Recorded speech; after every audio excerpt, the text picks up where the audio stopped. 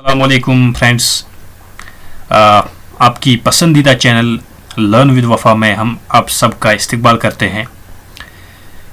दोस्तों, हमने इस वीडियो के पहले पार्ट में ये जो लेक्चर हम अभी पढ़ रहे हैं जीडीपी ग्रॉस डोमेस्टिक प्रोडक्ट, इसके पहले पार्ट में हमने कुछ इम्पॉर्टेंट जो टर्म्स थी, इम्पॉर्टेंट कंसेप्ट्स थे रिलेटेड टू जीडीपी, वो हमने डिस्कस करने की कोशिश की।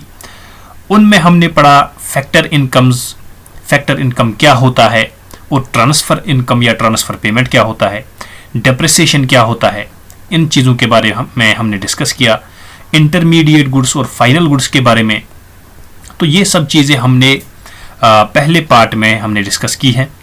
तो दोस्तों, आज जो लेक्चर हम आपके सामने ला रहे हैं वो भी ग्रॉस डोमेस्टिक प्रोडक्ट के रिलेटेड है, और ये इसका पार्ट सेकंड है। और इसमें एक्चुअली हम देखेंगे कि जीडीपी क्या होता है, और जीडीपी के रिलेटेड बाकी जो भी चीज़ें हैं, जो भी important information from examination point of view, वो हम आप लोगों के सामने पहुंचाने की कोशिश करेंगे। तो दोस्तों, मेरी गुजारिश है कि अभी तक जिन फ्रेंड्स ने हमारी चैनल को सब्सक्राइब नहीं किया, वो जल्दी से हमारी चैनल को सब्सक्राइब करें और बेल आइकन दबाना ना भूलें। तो दोस्तों, चलिए स्टार्ट करते हैं आज का ये वीडियो लेक्चर, जिसका नाम है ग्रॉस डोमेस्टिक प्रोडक्ट, और ये इस लेक्चर का पार्ट सेकंड है। ग्रॉस डोमेस्टिक प्रोडक्ट, ये ग्रॉस डोमेस्टिक प्रोडक्ट जो है, एक्चुअली ये सम टोटल होता है जो भी फाइनल गुड्स एंड सर्विसेज एक इकोनॉमी में, एक डोमेस्टिक टेरिटरी में, कंट्री की जो डोमेस्टिक टेरिटरी होती है, जो हमने पहले ही डेफिनेशन में बोला, जो हमने पहले कंसेप्ट्स आपको क्लियर किए, डोमेस्टिक टेरिटरी क्या होता है, फाइनल गुड्स क्या होता है, इंटरमीडिएट गुड्स क्या होता है। तो इसलिए ये चीज़ समझने के लिए हमने वो कंसेप्ट्स आपको क्लियर किए। तो ग्रॉस डोमेस्टिक प्रोडक्ट जो होता है, it is the money value, total money value. ये मनी वैल्यू होता है, यानी value in terms of money. किसका मनी वैल्यू होता है? All final goods and services, तमाम जो फाइनल गुड्स, ये फाइनल गुड्स भी मैंने वहां पे बोला है, that those goods which are finally ready for a consumer for his final use, तो वो फाइनल गुड्स होते हैं। तो ग्रॉस डोमेस्टिक प्रोडक्ट क्या होता है? ये टोटल मनी वैल्यू है उन तमाम फाइनल गुड्स एंड सर्विसेज का जो एक कंट्री की डोमेस्टिक टेरिटरी में बनाए जाते हैं। ठीक है, तो ग्रॉस डोमेस्टिक प्रोडक्ट जो है, ये मनी वैल्यू है उन तमाम फाइनल गुड्स एंड सर्विसेज का जो फाइनल गुड्स एंड सर्विसेज एक कंट्री की डोमेस्टिक टेरिटरी में बनाए जाते हैं। और ये डोमेस्टिक टेरिटरी भी मैंने पहले ही क्लियर किया है कि ये डोमेस्टिक टेरिटरी क्या होता है, ये हमने पहले इस लेक्चर के पहले पार्ट में डिस्कस किया है। ठीक है, तो ये है इस डोमेस्टिक ग्रॉस डोमेस्टिक प्रोडक्ट की डेफिनेशन। तो एक क्वेश्चन अराइज होता है यहां पे कि ये फाइनल गुड्स एंड सर्विसेज जो है, खाली इनका ही वैल्यू क्यों नेशनल इनकम या जीडीपी में इंक्लूड होता है?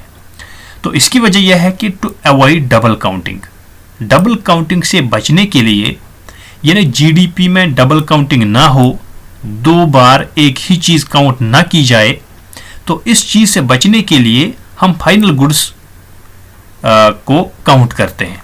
ठीक है, फॉर एग्जांपल देखिए, फाइनल गुड्स जो होते हैं, ये इंटरमीडिएट गुड्स को डिफरेंट प्रोसेसेस करके बनाए जाते हैं। ठीक है, अब जब हम फाइनल गुड्स की बात करते हैं तो इंटरमीडिएट गुड्स को यहाँ पे इंक्लूड नहीं करना है। तो जीडीपी जब भी हम कैलकुलेट करते हैं तो फाइनल गुड्स के वैल्यू पे ही जीडीपी कैलकुलेट होता है।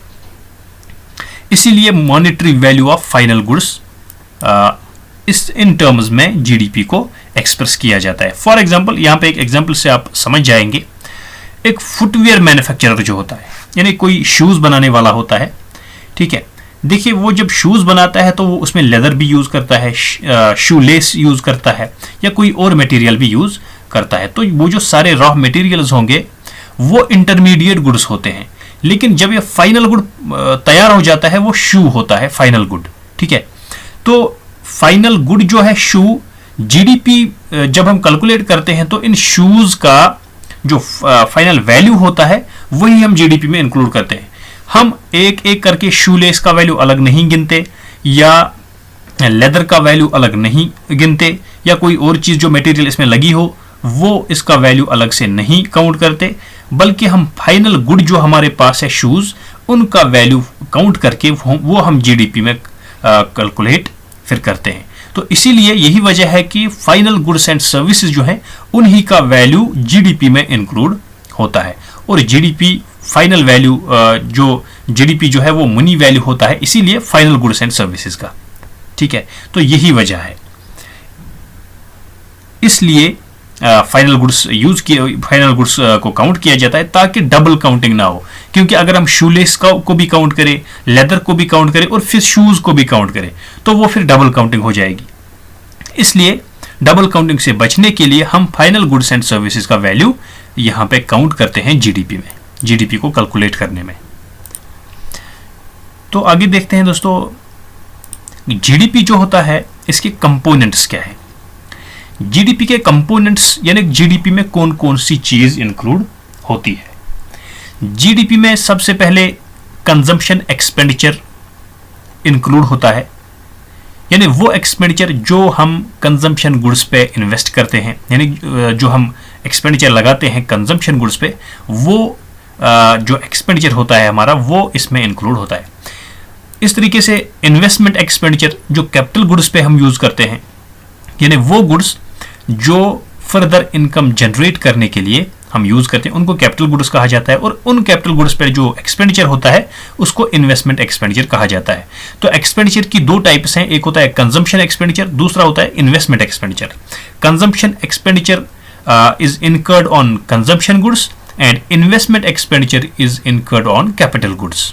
ठीक है, तो जीडीपी में क्या क्या इंक्लूड होता है, एक होता है consumption expenditure, investment expenditure, government spending जो गवर्नमेंट स्पेंड करता है यानी पब्लिक एक्सपेंडिचर भी इसको कहा जाता है, एंड नेट एक्सपोर्ट्स।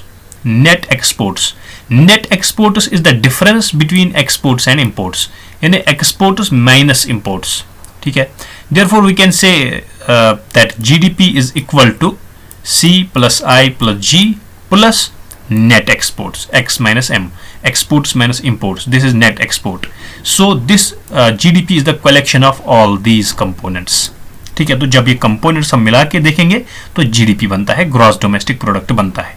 ठीक है, यानी हमने जो कंजम्पशन एक्सपेंडिचर किया, इन्वेस्टमेंट एक्सपेंडिचर किया, गवर्नमेंट ने जो एक्सपेंडिचर किया यानी पब्लिक एक्सपेंडिचर, और जो नेट एक्सपोर्ट्स थे, जो एक्सपोर्ट्स का वैल्यू था और माइनस किया हमने इंपोर्ट्स का वैल्यू, तो जो वहां पे नेट एक्सपोर्ट्स का वैल्यू निकला वो भी हम इसके साथ ऐड करेंगे इन तीन कंपोनेंट्स के साथ। तो जो ये चार कंपोनेंट्स बनते हैं ये जीडीपी बनाते हैं। ठीक है, तो इस फॉर्मूला से हमें जीडीपी मिलता है।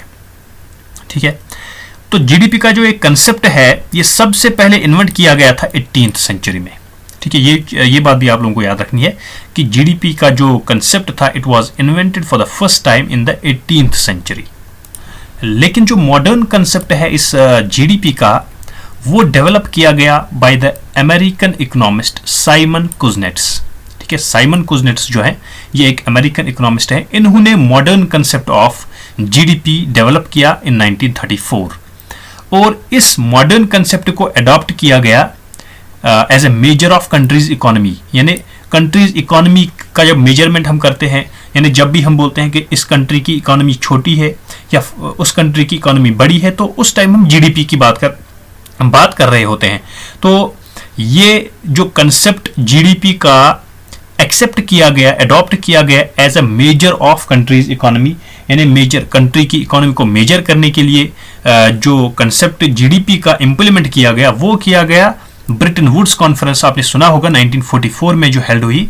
तो इस कॉन्फ्रेंस में इसको एक्सेप्ट किया गया as a measure of countries economy. ठीक है, तो हर किसी कंट्री में जीडीपी को मेजर किया जाता है और इंडिया में जो मेजर किया जाता है जीडीपी को वो किया जाता है एक ऑर्गेनाइजेशन, एक ऑफिस है जिसका नाम है सेंट्रल स्टैटिस्टिकल ऑफिस। इस सेंट्रल स्टैटिस्टिकल ऑफिस के जरिए इसको काम सौंपा गया है। This is a very important point here from the examination point of view. ये एक इंपॉर्टेंट पॉइंट है, बहुत ही अच्छा पॉइंट है, ये याद रखना है कि जीडीपी जो इंडिया में कैलकुलेट होता है कौन कैलकुलेट करता है, कैलकुलेट करता है सेंट्रल स्टैटिस्टिकल ऑफिस। ठीक है, लेकिन एक और क्वेश्चन इसके साथ जुड़ा है कि कौन सी मिनिस्ट्री के अंडर है ये, यानी किस मिनिस्ट्री के अंडर ये सेंट्रल स्टैटिस्टिकल ऑफिस आता है। It comes under the ministry of statistics and programme implementation. ठीक है, तो बहुत से लोगों को ये कंफ्यूजन होगा कि जीडीपी जो है वो कैलकुलेट करती होगी शायद मिनिस्ट्री ऑफ फाइनेंस या और कोई मिनिस्ट्री। नहीं, वो जीडीपी जो है वो कैलकुलेट करता है एक ऑफिस, सेंट्रल स्टैटिस्टिकल ऑफिस, और ये सेंट्रल स्टैटिस्टिकल ऑफिस किस मिनिस्ट्री के अंडर आता है, ministry of statistics and programme implementation. ये बात आप लोगों को याद रखनी, दिस इज वेरी इंपॉर्टेंट। तो फ्रेंड्स चलिए अब देखते हैं हम कि कौन कौन सी ऐसी चीजें हैं जो जीडीपी में इंक्लूड नहीं होती। हमने अभी देखा कि जीडीपी में हमारा कंजम्पशन एक्सपेंडिचर इंक्लूड होता है, इन्वेस्टमेंट एक्सपेंडिचर इंक्लूड होता है, गवर्नमेंट स्पेंडिंग या गवर्नमेंट एक्सपेंडिचर या जिसको पब्लिक एक्सपेंडिचर भी बोलते हैं वो भी इंक्लूड होता है। ठीक है, और नेट एक्सपोर्ट्स इंक्लूड होते हैं। लेकिन कुछ चीजें ऐसी भी है जो जीडीपी को कैलकुलेट करने के वक्त जिनको अवॉइड किया जाता है, जो इसमें इंक्लूड नहीं होती। वो कौन सी चीजें हैं वो हम देखेंगे यहाँ पे। सबसे पहला unpaid work performed within the family, volunteer work, वो वर्क जिस पर कोई पेमेंट ना मिलती हो। फॉर एग्जाम्पल फैमिली का वर्क होता है, घर का काम होता है, या कोई वॉलंटियर वर्क होता है। फॉर एग्जाम्पल अगर हम घर में कोई काम करते हैं तो वो जीडीपी में इंक्लूड नहीं होगा। वॉलंटियर वर्क का मतलब भी है, देखिए आपने जब ये आज कोविड-19 चल रहा है तो आपने देखा होगा कि कुछ लोग घर बैठे मास्क बना रहे हैं और फ्री ऑफ कॉस्ट वो देते हैं लोगों को, यानी उसमें कोई पेमेंट वो नहीं लेते, वो एक वॉलंटियर वर्क है। ठीक है, तो ये वॉलंटियर वर्क जो है उसमें वो कोई पेमेंट नहीं लेते, तो ये वर्क भी जो है इस पर जो ये जो वर्क है तो ये भी उस जीडीपी में इंक्लूड नहीं होगा। दूसरी बात यह है कि goods not produced for sale और produced for sale in the market place, यानी वो गुड्स जो बना रहे हैं लोग लेकिन उनका मकसद मार्केट में सेल करना नहीं है। यही दोबारा हम यही एग्जांपल दे सकते हैं, मास्क की एग्जांपल, जो लोग बनाते हैं वो फ्री में डिस्ट्रीब्यूट करते हैं। तो ये जो मास्क हैं इनका वैल्यू जो है, मॉनेटरी वैल्यू, वो उसमें इंक्लूड नहीं होगा जीडीपी में, क्योंकि ये एक फ्री ऑफ कॉस्ट देते हैं लोगों को। This is not meant for sale purpose in the market place, so this will not be included in GDP. Similarly barter goods and services, ठीक है, बार्टर एक्सचेंज आपने सुना होगा, exchange of goods for goods. देखिए जब money evolve नहीं हुआ था तो उससे पहले एक सिस्टम था जिसको हम कहते थे बार्टर सिस्टम ऑफ एक्सचेंज। ठीक है, तो ये बार्टर सिस्टम क्या था? तो बार्टर सिस्टम में जब गुड्स एंड सर्विसेज एक्सचेंज होती है तो उनका वैल्यू भी जीडीपी में इंक्लूड नहीं होता। इसी तरह से हम देखेंगे और एक चीज जो है ब्लैक मार्केट। ब्लैक मार्केट में जब लोग पैसे कमाते हैं तो वो पैसा भी, वो मनी भी उन चीजों का जो ब्लैक मार्केटिंग जिनकी की जाती है उनका मॉनेटरी वैल्यू भी जीडीपी में इंक्लूड नहीं होता। इलीगल एक्टिविटीज, लाइक देखिए आप कोई इलीगल एक्टिविटी है, चोरी से कमाया हुआ पैसा या बाकी मतलब जो गैर कानूनी धंधे हैं उनसे कमाया हुआ पैसा, वो जीडीपी में इंक्लूड नहीं होता।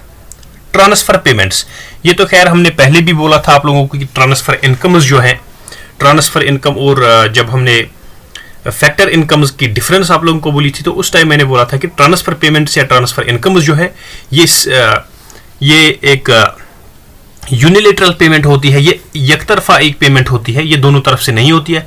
लाइक फॉर एग्जांपल स्कॉलरशिप होता है, ओल्ड एज पेंशन होता है, या और भी कोई ऐसी चीजें, गिफ्ट्स होते हैं, तो ये ट्रांसफर पेमेंट्स में इंक्लूड होता है।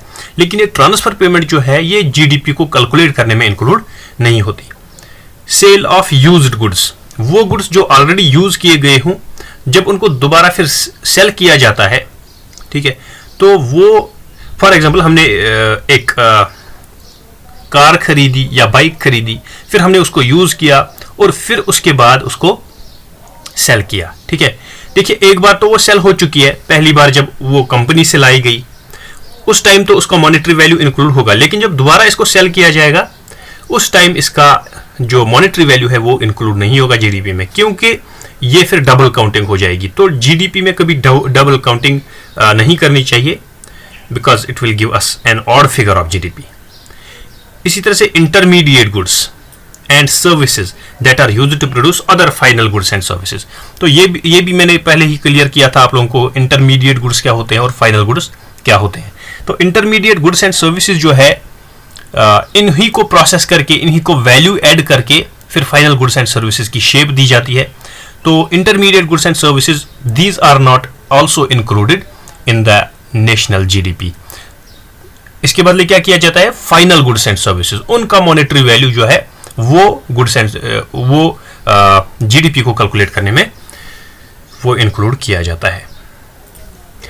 इसके बाद हम देखेंगे GDP per capita. What is GDP per capita, और we can say per capita GDP, GDP per capita और पर कैपिटा जीडीपी।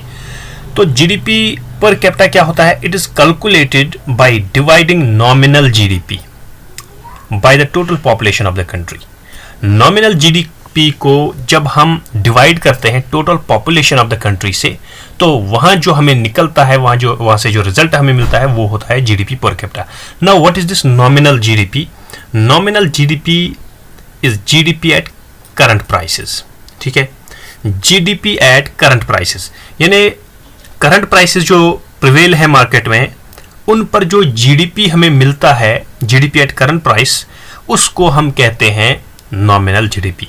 जब हम इस नॉमिनल जीडीपी को या हम कहेंगे सिंपल भाषा में ये कहेंगे कि जो इस साल का हमारा जीडीपी है उसको जब हम डिवाइड करेंगे total population of the country से, तो वहां से जो रिजल्ट हमें निकलेगा वो होगा पर कैपिटा इनकम, ये पर capita GDP.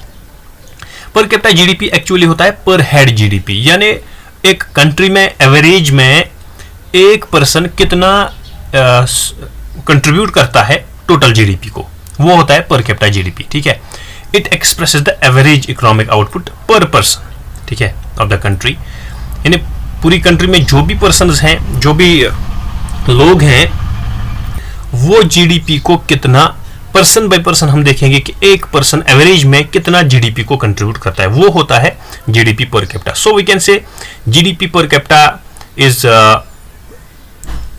When we divide the nominal GDP या GDP at current prices by the total population of the country, और ये हमें एवरेज दिखाता है कि पर पर्सन की का जीडीपी जो है वो कितना है, पर पर्सन कितना जीडीपी को कंट्रीब्यूट करता है। ठीक है, तो यहाँ पे हमें एक दो चीजें इंपॉर्टेंट याद रखनी है, वो क्या है,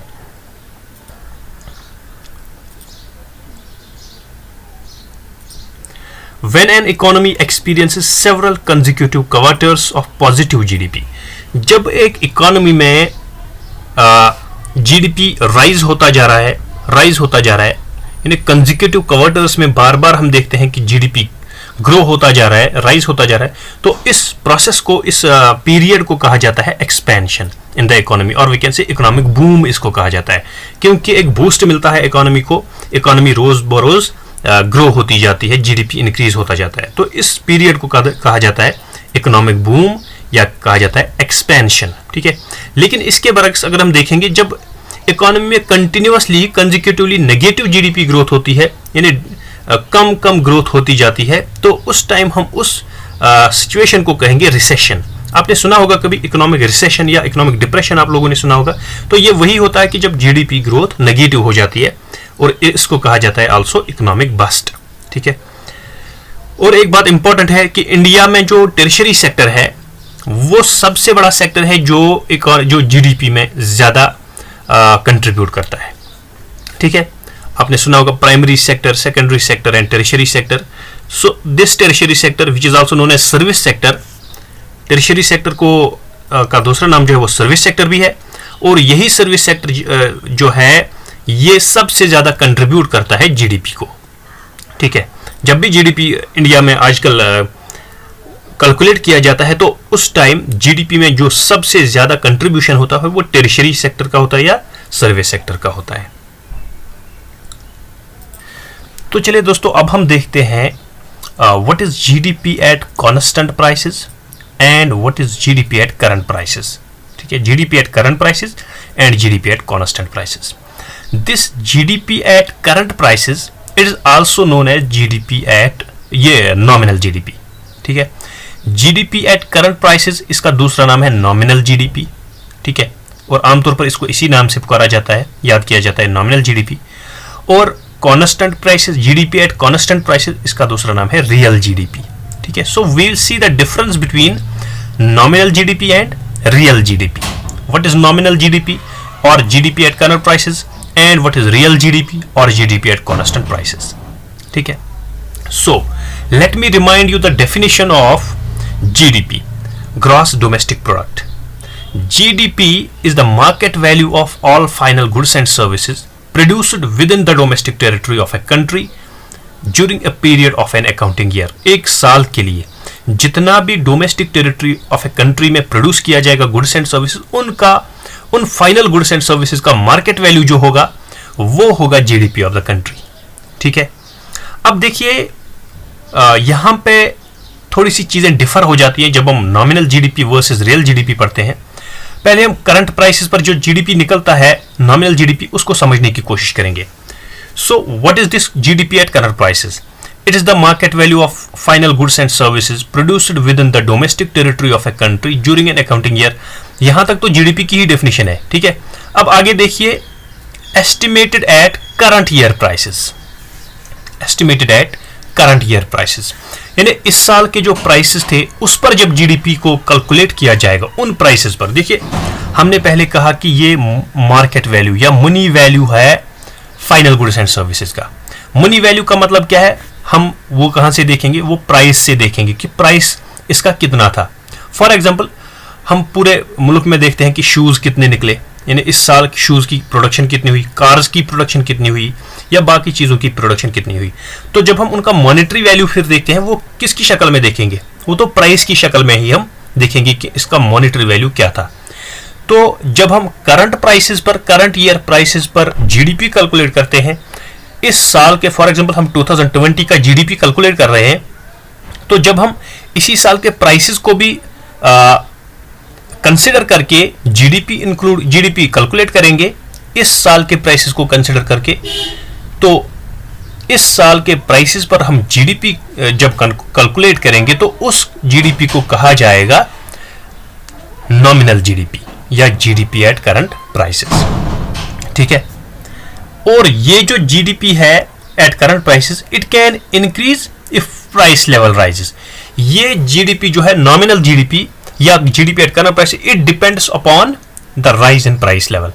क्योंकि देखिए, अगर फॉर एग्जांपल इस साल के एक महीने या 2 महीने पहले 2 महीनों में कार्स की जो प्राइस थी वो एक थी, अब तीसरे महीने में उनका प्राइस इंक्रीज हुआ, छठे महीने में फिर से इंक्रीज हुआ, या कभी डिक्रीज भी हुआ. ठीक है, तो ये सारा जो है ये एक साल में तब्दील होता जाता है. ठीक है, ये प्राइस लेवल जो है ये कभी इंक्रीज होती है, कभी डिक्रीज होती है. ठीक है, तो ये नॉमिनल जीडीपी जो है it can increase if price level increases. Nominal GDP तब इंक्रीज होता है क्योंकि ये मॉनेटरी वैल्यू होता है, ये प्राइस वैल्यू होता है गुड्स एंड सर्विसेज का.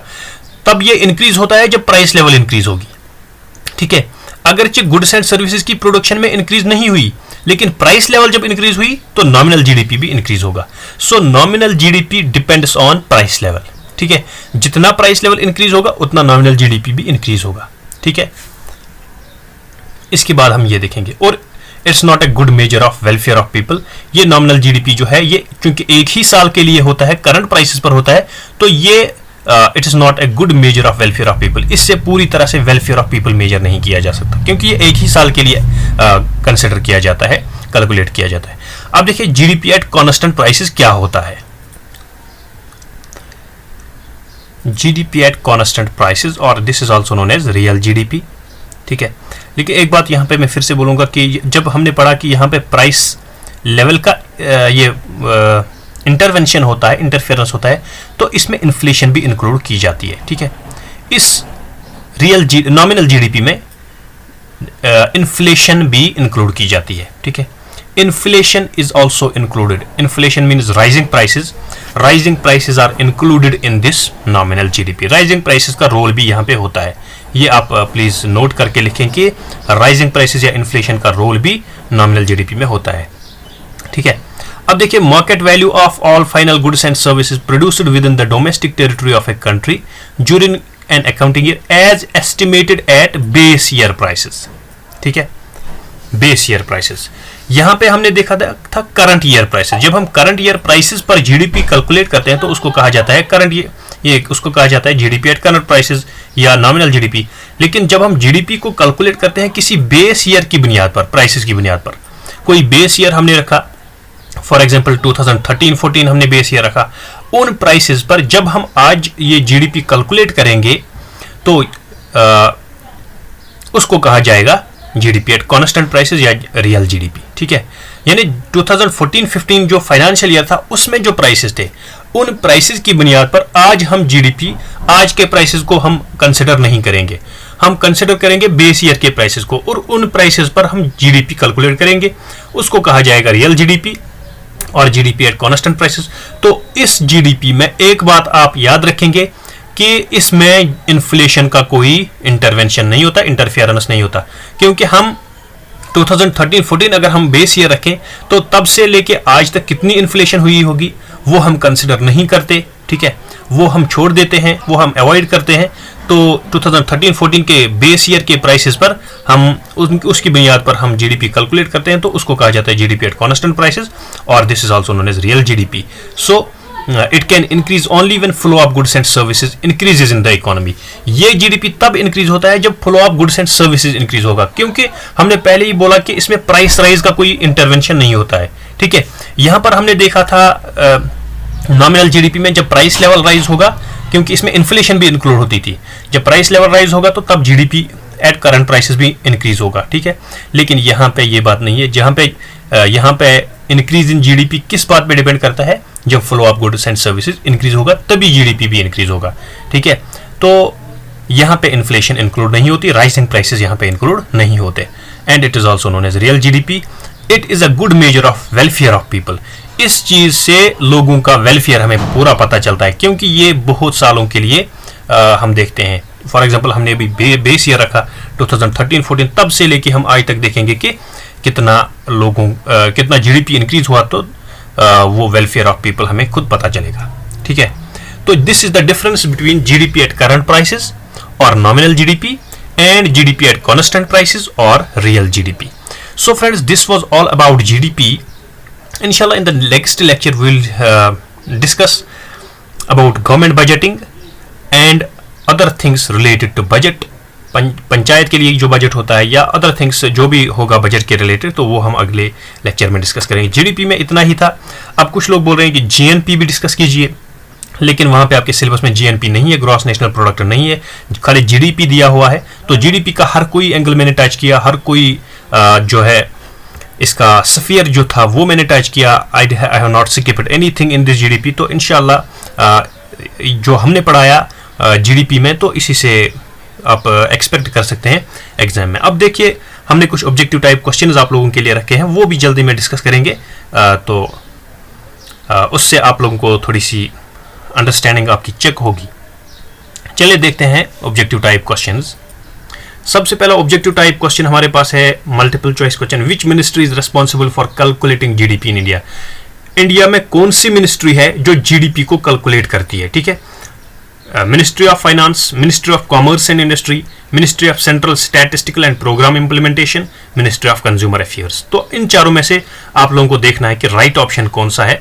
और एज यूजुअल, जैसा कि आपने फिस्कल पॉलिसी में भी क्वेश्चन पूछे थे, आप लोग इनका आंसर जो है वो कमेंट सेक्शन में देंगे। ठीक है, कमेंट सेक्शन में आप इनका आंसर लिखना।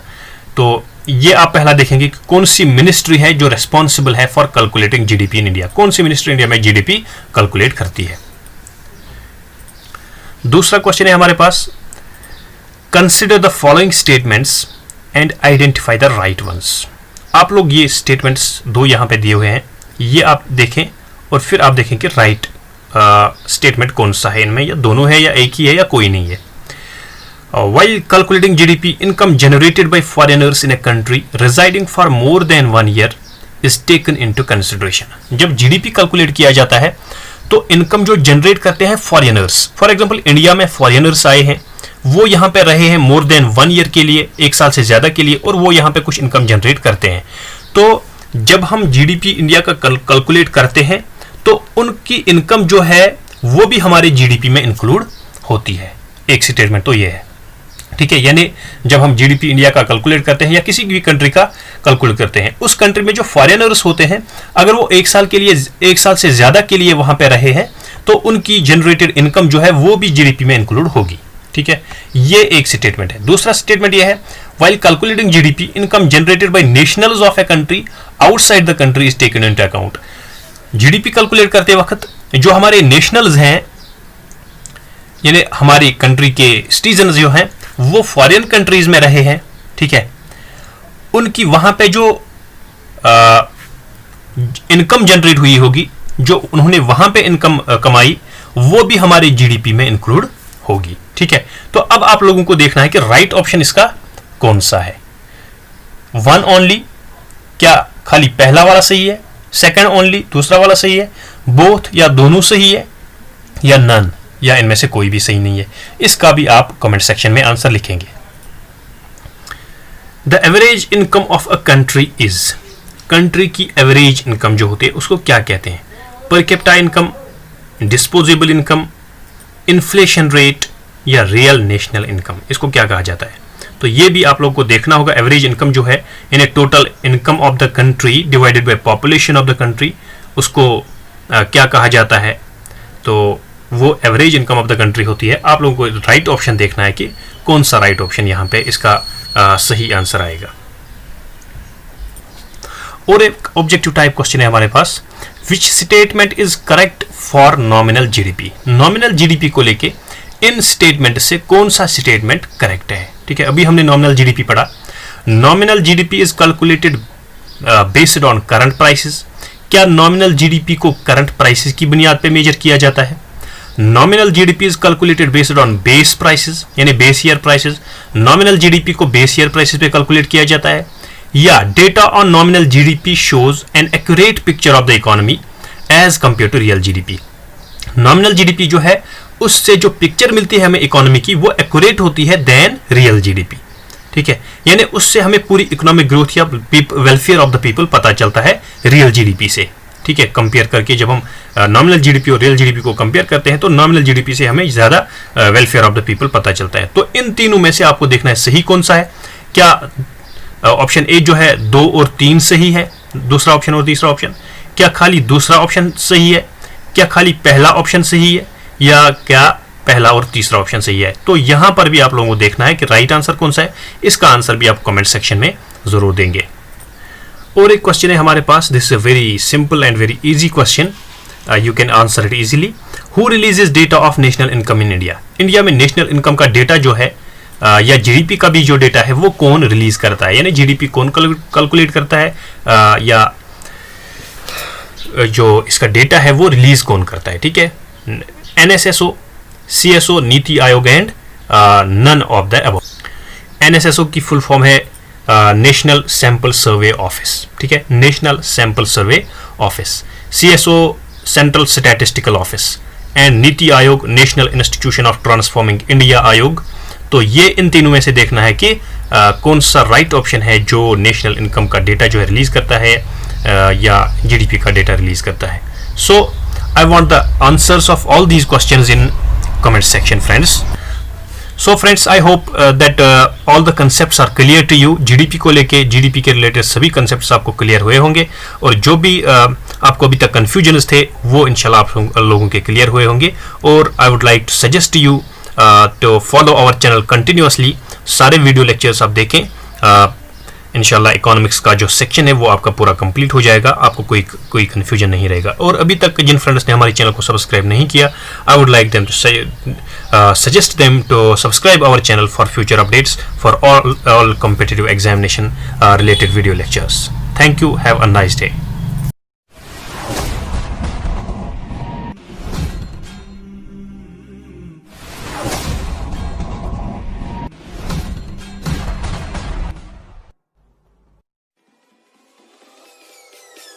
Peace.